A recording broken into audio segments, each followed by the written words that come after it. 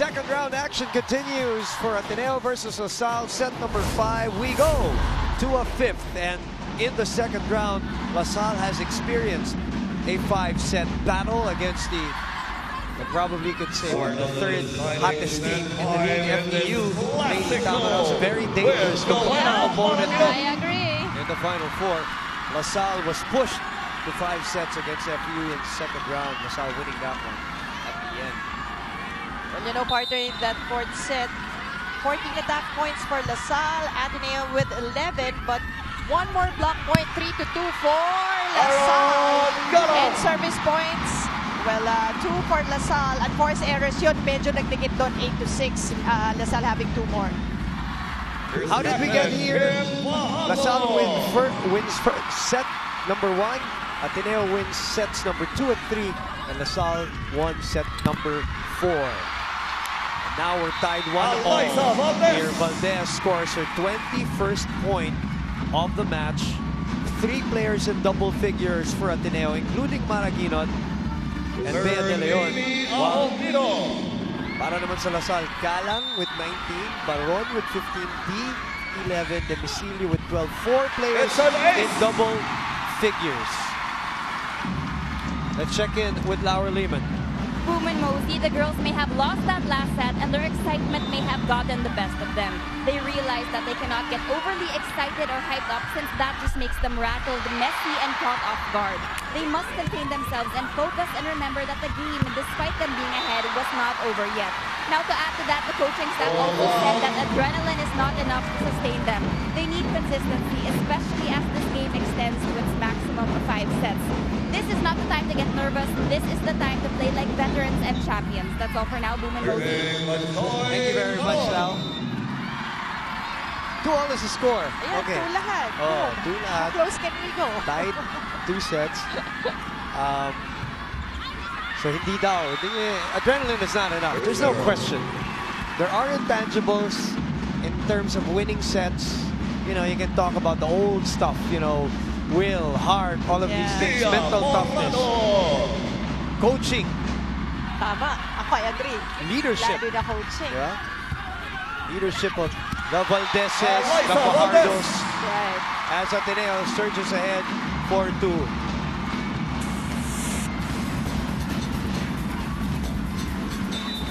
Gia Morado on the line, which means full front line for the Lady Eagles. Ateneo.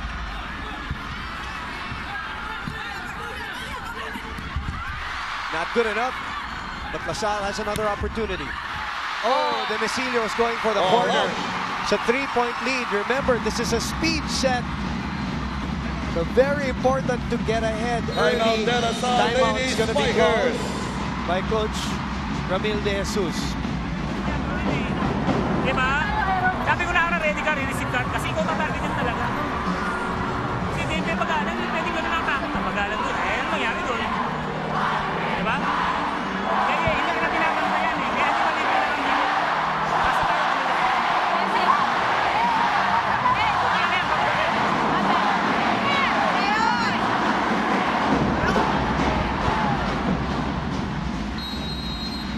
Coach Ramil calling an early timeout here.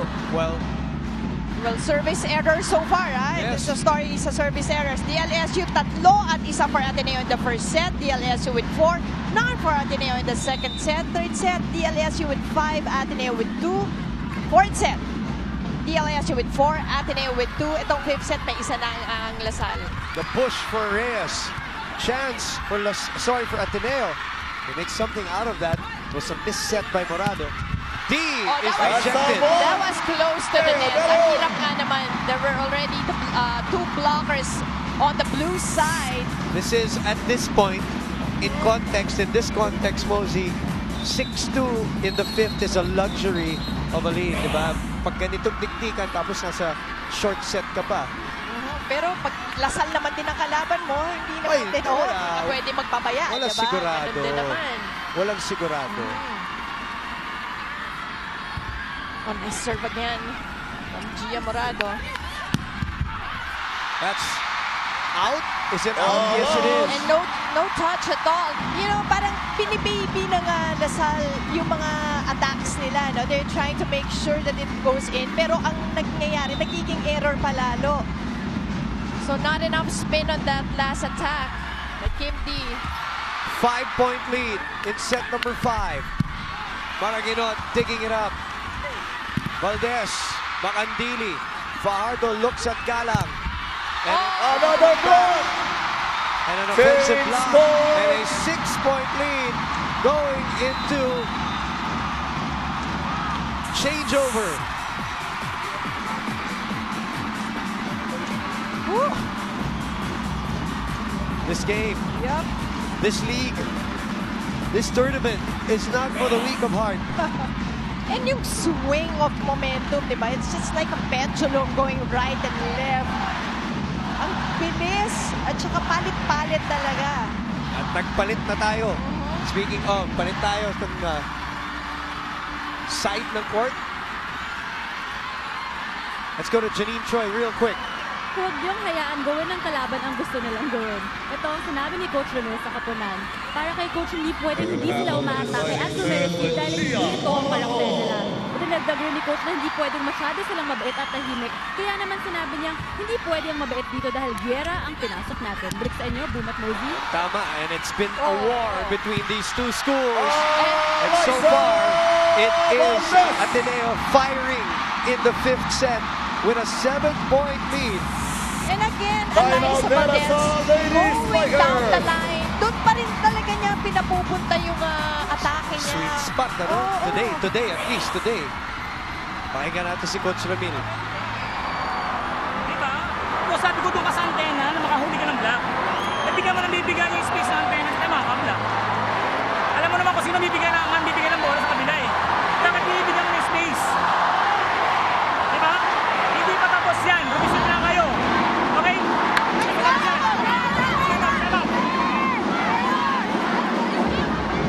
Coach Ramil, you know, parang sinasabi niya, nakailang ulit na si Valdez sa kanila. Diba? Mula, Down the kasi line. from the first set eh. It's not as if itong set lang na to. From the first set. Maybe some future volleyball players. As Morado is serving with a comfortable 7-point lead in the 5th. Little breathing room for them. Galang. Oh, and again, the defense of Ateneo on Galang in this 5th set. Mukhang yun na nga, nag-focus sa Ateneo kay Galang. Alam nila that Kim will go to Galang. He's the leading scorer with 20 points.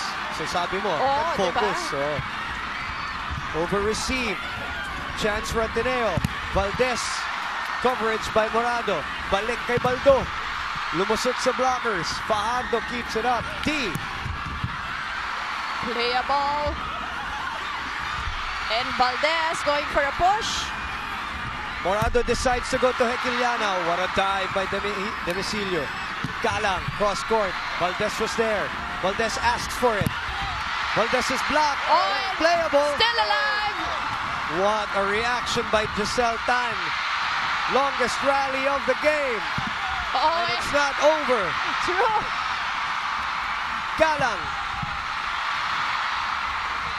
Hekiliana.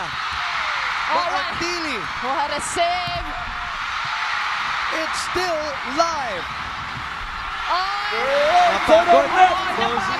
Napagod. Ang dami ring sets na napunta kay Ara Galang. But Oh.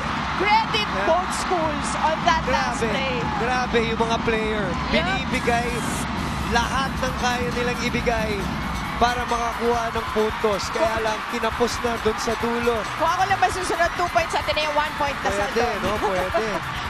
Boss corner. You saw, But Galang on the great last. effort. Yung, Yup. yung the legs, no? Medyo Oo. nawala. Wala nang lift eh. Dun sa last attack niya. Wow. Eh tayo nga nanonood, napapagod sa ginagawa ng lahat nila eh. Sila pa kaya. 11-2 in the 5th. What a change of momentum here. And another chance for Ateneo. Net ball to De Leon. So finally stopping the serve of Gia Morado. Stopping the bleeding Serving Aaron Manny Carra. Madayag providing some Nice to see her inspiration. here, na siguro, pero I'm sure siya rin, katay na rin maglaro. De Leon, solid quick hit once again. Mosey, this is the biggest lead of Ateneo over La Salle in any set. 12-3 in the fifth. Captain Alyssa Valdez. It's an ace. Another service ace to give them a 13-3 lead. Biggest lead of Ateneo in any set. Correct. 10 points and another service ace. Pero tayo, hindi natin naisip na magbibig na ganito kalaki. Hindi talaga. Kung pag tinignan mo yung buong laro. That one's out. But the service aces of Ateneo have come in really handy in crucial moments for them.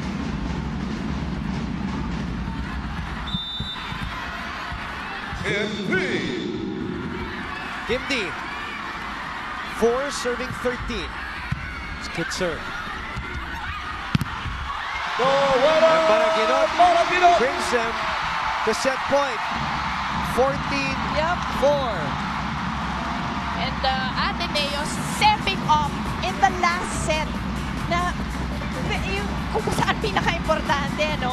I think this is their best set ever. Si Maraginot on that off-the-block point. They recover in the fifth. Demesilio. And everything working now for Ateneo. Even they're digging. Although that one, great block by Fajardo and Reyes at the net, trying to delay Ateneo here. 5-14. It will take every single ounce of will for La Salle to come back and snatch this from Ateneo as they delay one match point. And a service error sent wide. And winning in 5 That is their sets. 18th service error. Just too much partner in this match. I've been saying it throughout the match. If Ateneo wins, babalikan natin yung numero na yun. That is right, partner. And I really think yun ang naging problema ng La Salle in this game against Ateneo today. And the two teams meet with the pleasantries after the war that they both went through. Mosey, there's so many players that we have to credit on both sides Ang dami talaga, partner. And tama ka doon, both sides for giving us a show. I mean, the dives, the effort. We really wanted a better game from the previous one, Right, but this is just really another epic duel between these two schools. And the two teams bow in front of each other. A sporting gesture after the battle. 5 points for La Salle in the fifth. 15 for Ateneo. They win in 5 sets. What a game in front of more than 19,000 people. And credit goes to both schools. Grabe. And actually, to all the players that played today. Ibang klase rin yung nilaro nila individually. And the coaching of the two coaches. We continue to praise. Mind game, no? We continue to praise them individually. And it's unfortunate in moments like this that somebody has to be a loser. But the winner today is Ateneo. They close out their elimination round, winning their last game of the season, which brings them to 12-2, Mosey. That's right, partner. And the #1 spot.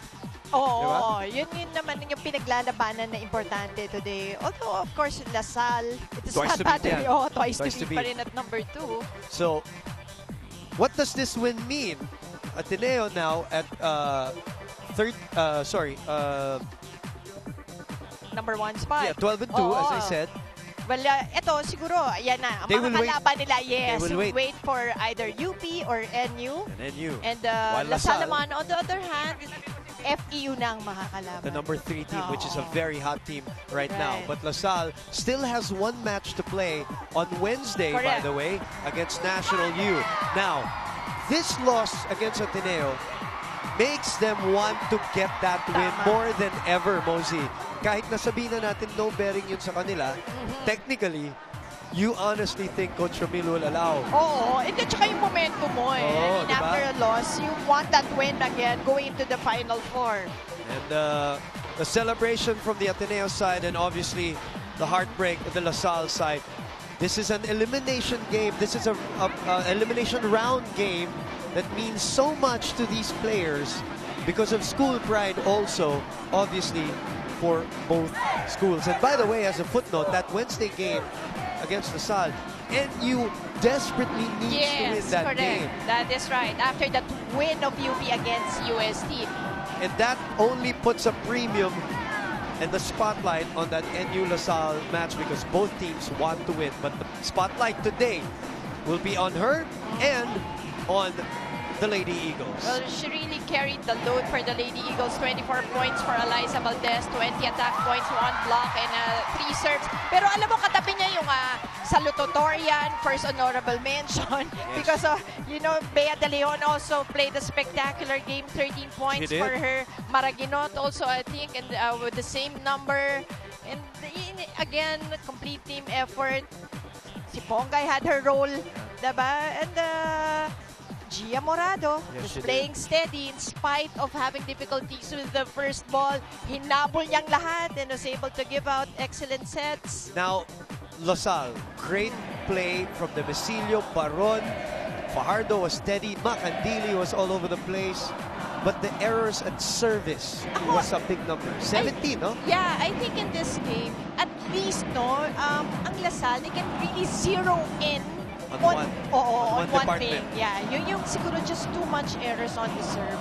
Hindi naman, kasi lahat nag-produce, almost lahat ng players nag-produce ng points. So it's really not in their with their attacks or yung floor defense, maganda naman. But yun lang siguro, just too much free points given to Ateneo. Imagine that's 18-6. Diba? Bigat, So mga 12 points, free points na binigay sa Ateneo in the entire match. By the way, of course, former LaSalle Lipa players sila.